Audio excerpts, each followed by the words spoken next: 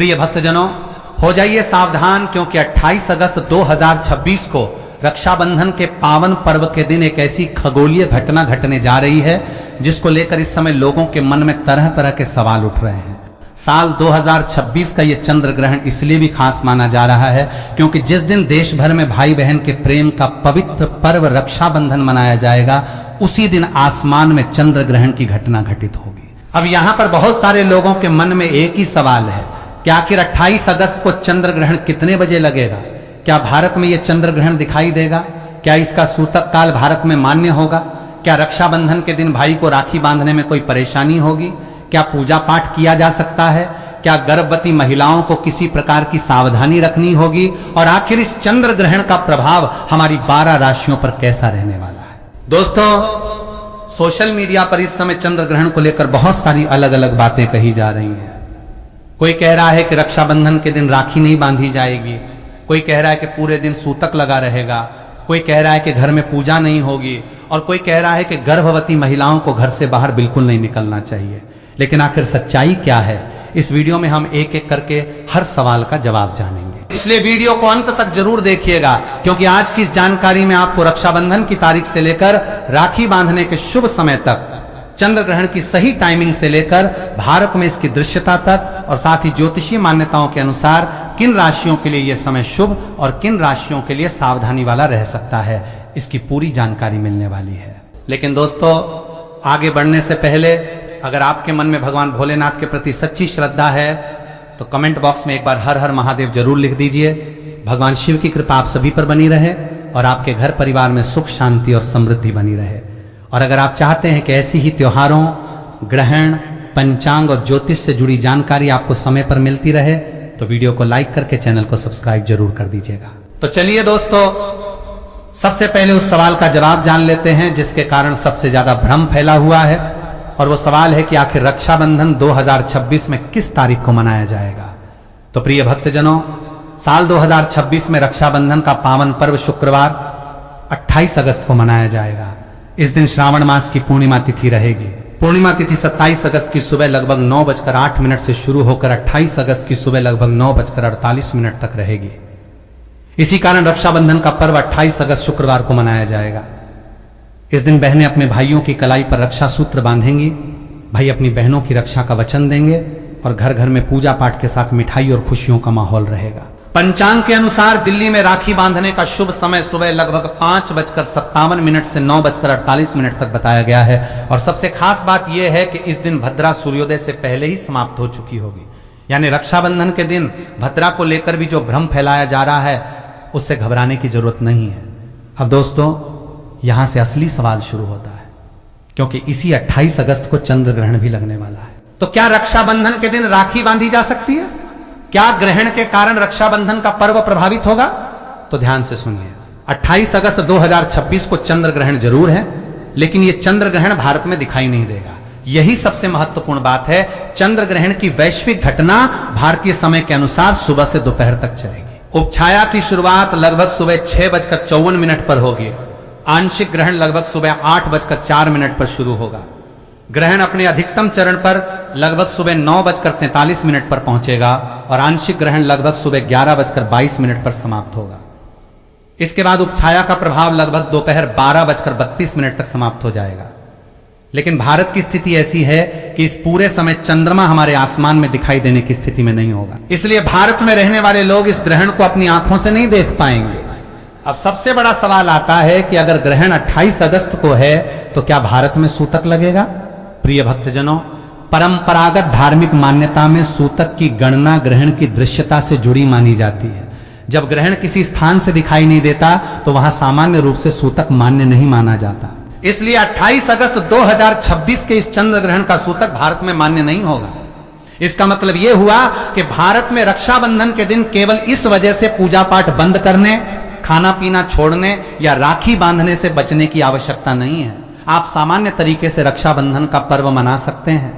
बहन अपने भाई को राखी बांध सकती है, भाई बहन को उपहार दे सकता है, घर में पूजा की जा सकती है और भगवान का स्मरण किया जा सकता है। यह बात बहुत जरूरी है क्योंकि सोशल मीडिया पर पुराने ग्रहण की टाइमिंग उठाकर इस बार के ग्रहण के साथ जोड़ देना लोगों में बेवजह का भ्रम पैदा कर रहा है। लेकिन दोस्तों, इसका मतलब यह बिल्कुल नहीं है कि ग्रहण का कोई महत्व ही नहीं है। खगोलीय दृष्टि से 28 अगस्त का यह ग्रहण काफी खास है। यह गहरा आंशिक चंद्र ग्रहण होगा और ग्रहण के चरम पर चंद्रमा का बहुत बड़ा हिस्सा पृथ्वी की गहरी छाया में चला जाएगा। इसी वजह से जिन स्थानों से यह ग्रहण दिखाई देगा वहां चंद्रमा का प्रभावित हिस्सा लाल या नारंगी रंग की आभा लिए हुए दिखाई दे सकता है। इसी कारण आम भाषा में इसे ब्लड मून भी कहा जाता है। लेकिन यहां पर एक बात साफ समझ लीजिए कि भारत में रहने वाले लोग इस दृश्य को आसमान में देखकर अनुभव नहीं कर पाएंगे, क्योंकि ग्रहण भारत से दिखाई नहीं देगा। अब दोस्तों, रक्षाबंधन और चंद्र ग्रहण का एक ही दिन होना अपने आप में लोगों के लिए बहुत बड़ा सवाल बन चुका है, क्योंकि रक्षाबंधन केवल एक त्योहार नहीं है बल्कि भाई और बहन के रिश्ते का प्रतीक है। इस दिन बहन अपने भाई की कलाई पर राखी बांधती है और भाई अपनी बहन की रक्षा करने का वचन देता है। ऐसे पवित्र दिन के साथ जब चंद्र ग्रहण की खबर सामने आती है तो स्वाभाविक रूप से लोगों के मन में डर पैदा होता है। लेकिन आपको डरने की जरूरत नहीं है, क्योंकि भारत में यह ग्रहण दिखाई नहीं देगा और इसी कारण यहां ग्रहण से जुड़े सामान्य सूतक नियम लागू नहीं होंगे। इसलिए रक्षाबंधन का पर्व अपने निर्धारित समय और अपनी श्रद्धा के अनुसार मनाया जा सकता है। अब बात करते हैं गर्भवती महिलाओं की, क्योंकि इस विषय को लेकर सबसे ज्यादा सवाल पूछे जाते हैं। दोस्तों, ग्रहण को लेकर गर्भवती महिलाओं के लिए हमारे समाज में बहुत सारी पारंपरिक मान्यताएं चली आ रही हैं। कई परिवारों में ग्रहण के समय गर्भवती महिलाओं को सुई, कैंची, चाकू जैसी चीजों से दूर रहने, घर के अंदर रहने और मंत्र जाप करने की सलाह दी जाती है। लेकिन ये बातें धार्मिक मान्यताओं के रूप में समझी जानी चाहिए, वैज्ञानिक चिकित्सा नियम के रूप में नहीं। 28 अगस्त के इस ग्रहण की खास बात यह है कि भारत से यह दिखाई ही नहीं देगा और भारत में सूतक भी मान्य नहीं माना जा रहा है। इसलिए गर्भवती महिलाओं को केवल ग्रहण के नाम पर डरने या भूखे प्यासे रहने की जरूरत नहीं है। यदि कोई महिला अपनी पारिवारिक या धार्मिक परंपरा के अनुसार भगवान का ध्यान करना चाहती है तो वो बिल्कुल कर सकती है। भगवान का नाम लेने से मन को शांति मिलती है। लेकिन भोजन, पानी या जरूरी दवा केवल ग्रहण के डर से रोकना उचित नहीं है। गर्भावस्था में शरीर को समय पर भोजन, पानी और जरूरी दवाओं की जरूरत होती है, इसलिए स्वास्थ्य को सबसे पहले रखना चाहिए। और दोस्तों, एक बात विशेष रूप से ध्यान रखिए। पुराने समय में कहा जाता था कि ग्रहण के दौरान गर्भवती महिला को घर से बाहर नहीं जाना चाहिए, किसी चीज को काटना नहीं चाहिए, सिलाई नहीं करनी चाहिए, सोना नहीं चाहिए या पैर मोड़कर नहीं बैठना चाहिए। ये सब पारंपरिक मान्यताएं हैं।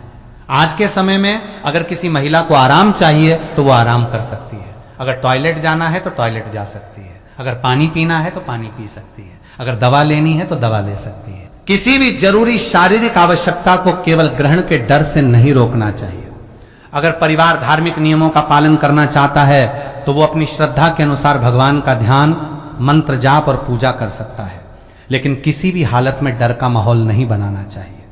अब दोस्तों, रक्षाबंधन के दिन क्या खाना चाहिए और क्या नहीं खाना चाहिए, इस सवाल का जवाब भी बहुत लोग जानना चाहते हैं। क्योंकि इस बार चंद्र ग्रहण होने के कारण लोग सोच रहे हैं कि क्या सुबह से ही भोजन बंद कर देना चाहिए। लेकिन भारत में इस ग्रहण का सूतक मान्य नहीं है, इसलिए भोजन को लेकर ग्रहण के नाम पर कोई विशेष रोक नहीं है।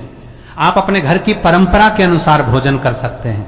रक्षाबंधन के दिन व्रत रखने वाले लोग अपनी धार्मिक परंपरा के अनुसार व्रत रख सकते हैं और जो लोग व्रत नहीं रखते वे सामान्य भोजन कर सकते हैं। बच्चों, बुजुर्गों, गर्भवती महिलाओं और बीमार लोगों को तो विशेष रूप से अपनी जरूरत के अनुसार भोजन और पानी लेना चाहिए।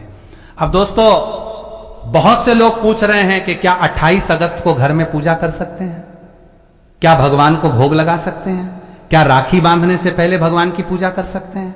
तो बिल्कुल कर सकते हैं, क्योंकि भारत में यह चंद्र ग्रहण दिखाई नहीं दे रहा है और सूतक मान्य नहीं है। आप सुबह उठकर स्नान करें, अपने घर के पूजा स्थान की सफाई करें, भगवान की पूजा करें, अपने भाई की लंबी उम्र और सुख समृद्धि के लिए प्रार्थना करें और फिर शुभ समय में राखी बांधें। अगर आपकी पारिवारिक परंपरा में भाई को तिलक लगाकर आरती करने की परंपरा है तो वो भी कर सकते हैं। इस दिन भगवान विष्णु, भगवान शिव, माता लक्ष्मी और अपने कुल देवता का स्मरण करना शुभ माना जाता है। अब दोस्तों, बात करते हैं उस हिस्से की जिसका इंतजार सबसे ज्यादा लोग कर रहे हैं, और वो है चंद्र ग्रहण का 12 राशियों पर प्रभाव। यहां पर मैं एक बात पहले ही साफ कर देना चाहता हूं कि राशियों पर ग्रहण के प्रभाव की बातें ज्योतिषीय मान्यताओं पर आधारित होती हैं। इसे वैज्ञानिक भविष्यवाणी नहीं समझना चाहिए। लेकिन अगर आप ज्योतिष और राशि के अनुसार अपने आने वाले समय को देखना पसंद करते हैं तो ये जानकारी आपके लिए जरूर खास हो सकती है। 28 अगस्त का चंद्र ग्रहण ज्योतिषीय गणना में कुंभ राशि और शतभिषा नक्षत्र से जोड़ा जा रहा है और राहु से संबंधित प्रभाव की भी चर्चा की जा रही है। इसी कारण कुछ राशियों को सावधानी बरतने की सलाह दी जा रही है, तो कुछ राशियों के लिए यह समय नए अवसरों का संकेत माना जा रहा है। तो दोस्तों, सबसे पहले बात करते हैं उस राशि की जिसके लिए यह समय बदलाव का संकेत लेकर आ सकता है, और वो राशि है मेष राशि। मेष राशि वाले जातकों के लिए आने वाला समय काफी सक्रिय रहने वाला है। जो लोग लंबे समय से किसी काम को लेकर परेशान चल रहे थे, उनके सामने अब नया रास्ता खुल सकता है।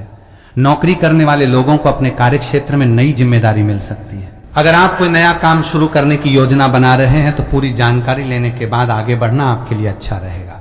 व्यापार करने वाले लोगों को नए ग्राहक मिल सकते हैं और पुराने संपर्कों से भी लाभ मिल सकता है। परिवार में किसी शुभ समाचार की संभावना बन सकती है। धन के मामले में धीरे धीरे स्थिति मजबूत हो सकती है, हालांकि जल्दबाजी में बड़ा निवेश करने से बचें। इस समय आपके लिए सबसे बड़ा मंत्र है कि अवसर मिलने पर उसका फायदा उठाएं, लेकिन फैसला सोच समझ कर लें। भगवान भोलेनाथ का नाम लेकर सोमवार के दिन शिवलिंग पर जल अर्पित करना आपके मन को शांति दे सकता है। अब अगली राशि है वृषभ राशि। वृषभ राशि वालों के लिए यह समय थोड़ा मिश्रित रह सकता है। एक तरफ काम का दबाव बढ़ सकता है तो दूसरी तरफ मेहनत का परिणाम भी मिलने की संभावना रहेगी। जो लोग नौकरी बदलने के बारे में सोच रहे हैं, उन्हें जल्दबाजी में निर्णय नहीं लेना चाहिए। पहले नई नौकरी की पूरी जानकारी लें और उसके बाद ही पुरानी नौकरी छोड़ें। व्यापार में पैसा फंसने की स्थिति हो तो धैर्य रखें। परिवार में किसी बड़े व्यक्ति की सलाह आपके लिए फायदेमंद हो सकती है। इस समय अपने स्वास्थ्य और मानसिक तनाव पर भी ध्यान देना जरूरी रहेगा। किसी से बेवजह बहस करने से बचें। अगर आप भगवान शिव में आस्था रखते हैं तो सोमवार को सफेद फूल और जल अर्पित करके शांत मन से प्रार्थना करें। अब बात करते हैं मिथुन राशि की। मिथुन राशि वालों के लिए यह समय कई नए अवसर लेकर आ सकता है। जो काम लंबे समय से रुका हुआ था वो आगे बढ़ सकता है। नौकरी में प्रमोशन या नई जिम्मेदारी की संभावना बन सकती है। प्रतियोगी परीक्षा की तैयारी कर रहे विद्यार्थियों को मेहनत का अच्छा परिणाम मिलने की उम्मीद रखनी चाहिए।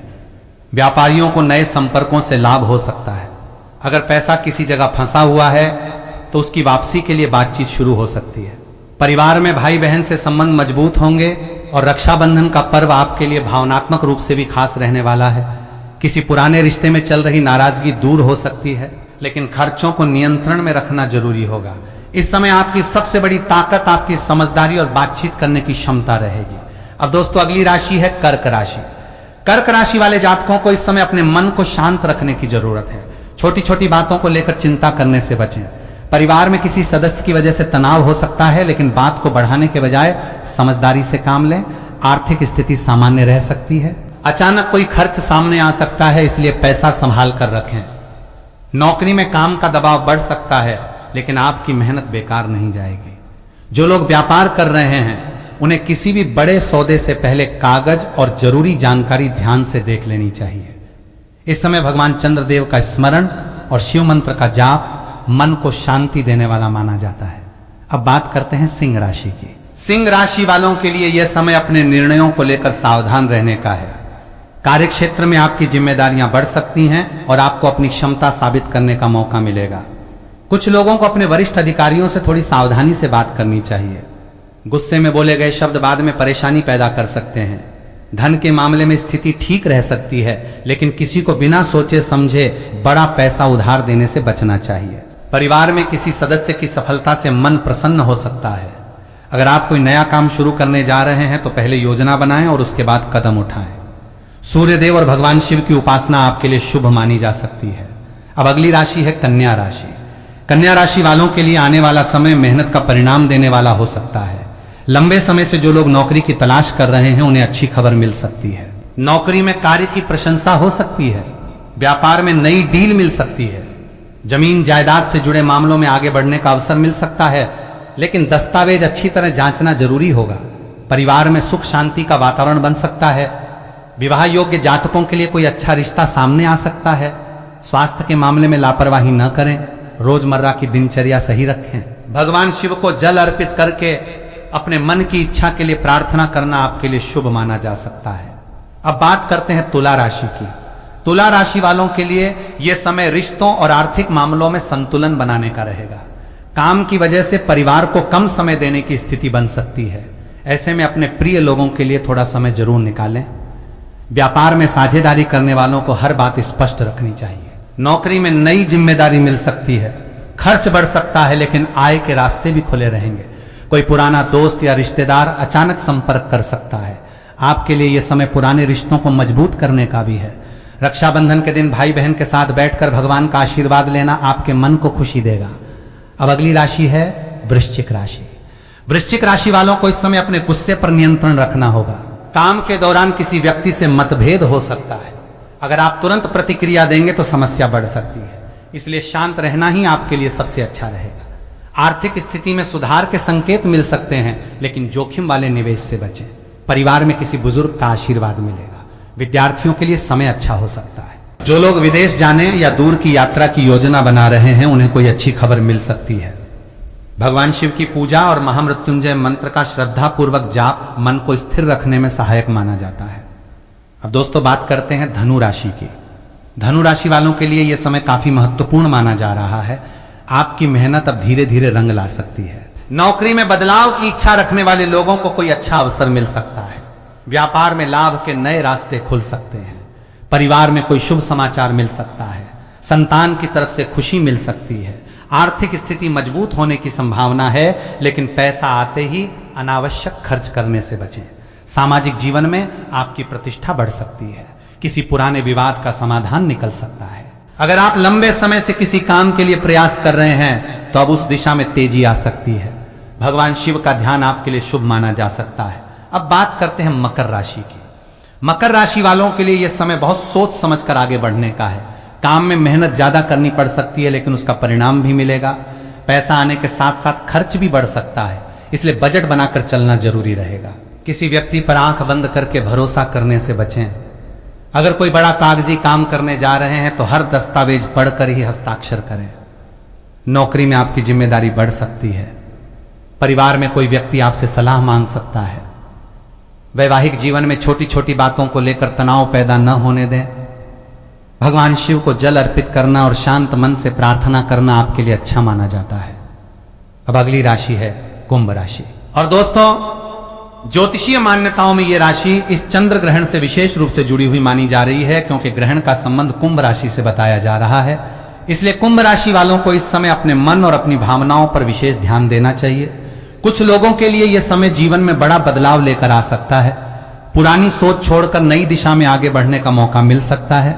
नौकरी में बदलाव हो सकता है। व्यापार में नई योजना बन सकती है, लेकिन भावनाओं में आकर कोई बड़ा निर्णय न लें। रिश्तों में गलतफहमी हो तो बातचीत से हल निकालें।